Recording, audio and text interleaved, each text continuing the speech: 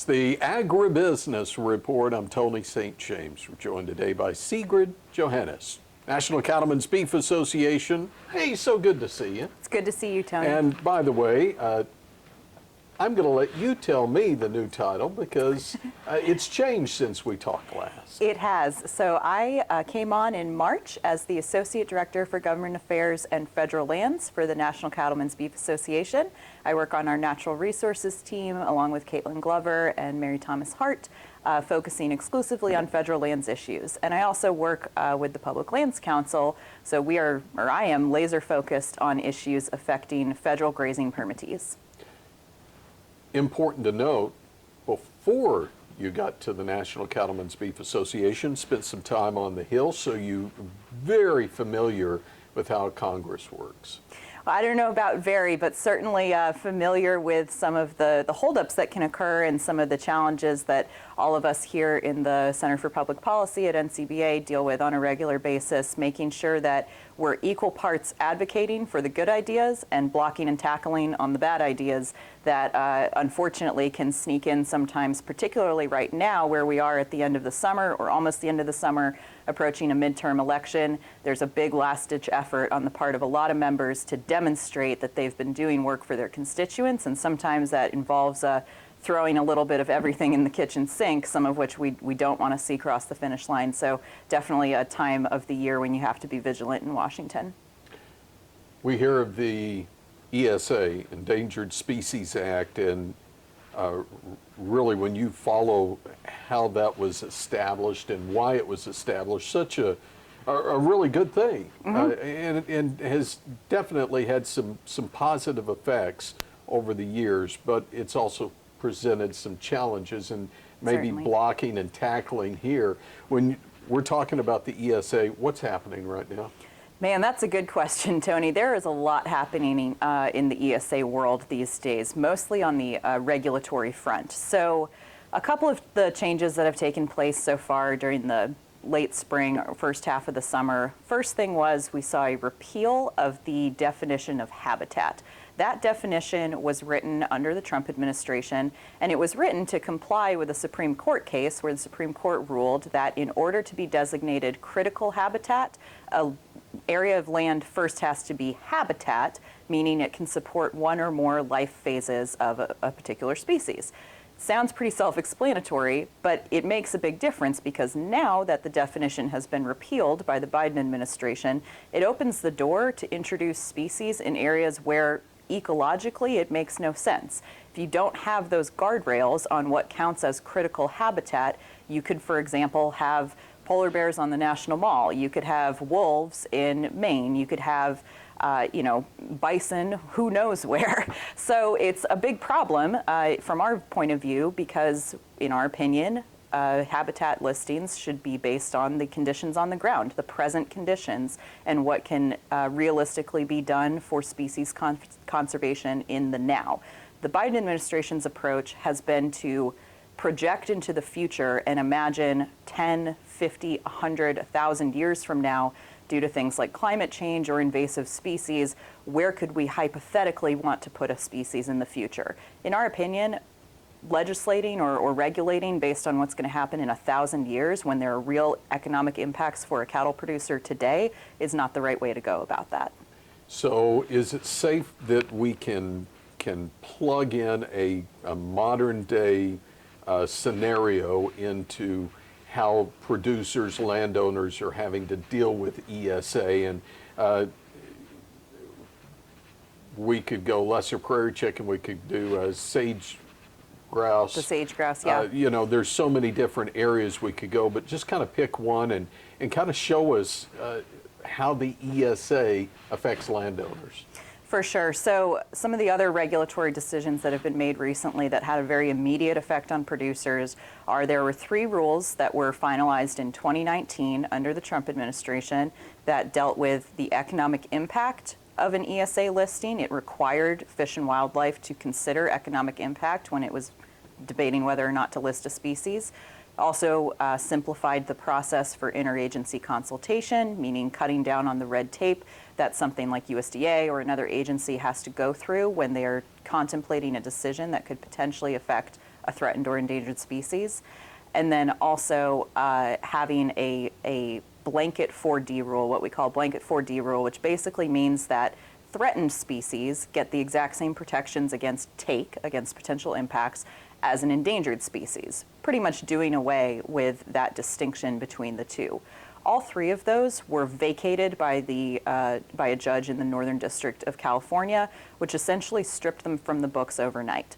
That poses a big problem for us. First of all, because we didn't get an opportunity to submit comments. It was a court decision rather than a regulatory process, so that cuts out some stakeholder input there, obviously. But also because those reverted back to pre-2019 definitions overnight. So for producers, let's say you're in an area of Texas or you're in an area of Colorado where they're considering introducing a 10J population, a non-essential experimental population of an affected species to see if they can rebuild the species. In the past, they would have had to consider the economic impact that that might have on the local community. Let's take as an example a predator species like gray wolves. They would have had to account for the fact that depredation, stress on livestock, all of those various impacts of having an apex predator in the environment, they would have had to account for the losses that that'll bring to cattle producers and weigh that up in their decision. That requirement is now gone. So they're purely looking at it from a species perspective, not how the species fits into rural communities and larger ecosystems. Now, we've heard from landowners and producers on the lesser prairie chicken. I threw that one out earlier. And the numbers had come down quite a bit. Working group was put together and a voluntary effort to try to save that habitat. And then recently, that's been thrown a curveball, and I think the way it's been referred to is producers felt as though the rug had been pulled out from under them. Is that a concern as we move forward as well? Absolutely. I think the lesser prairie chicken is a great example of the whiplash that happens between administrations, and it's ultimately unproductive for habitat and for wildlife. It's also unproductive for producers, agricultural producers, and other natural resource using industries. For the lesser prairie chicken, about a year ago in May of 2021, there were two distinct population segments that were listed under the ESA. One in the northeastern panhandle region of Texas was listed as threatened.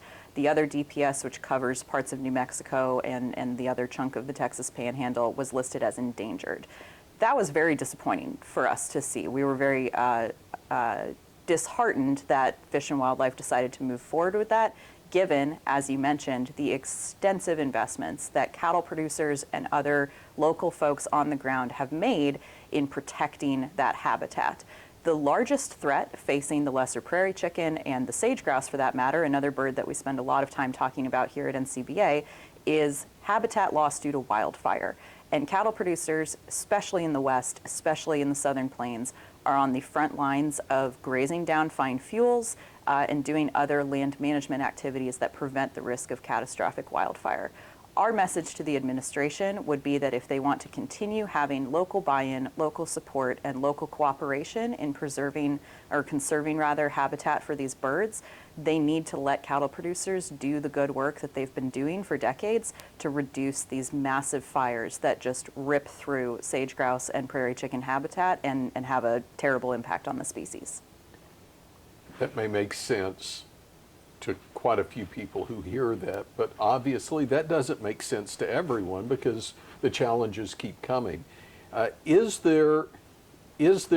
Can there be some common ground where everybody gets a win here, and is that part of what you're trying to accomplish? Certainly, we are trying to accomplish common ground. Everybody gets a win. I don't know if we'll see that in this current environment, but I think it's very important that we focus on the areas where we can make progress, and we have had great success in some areas.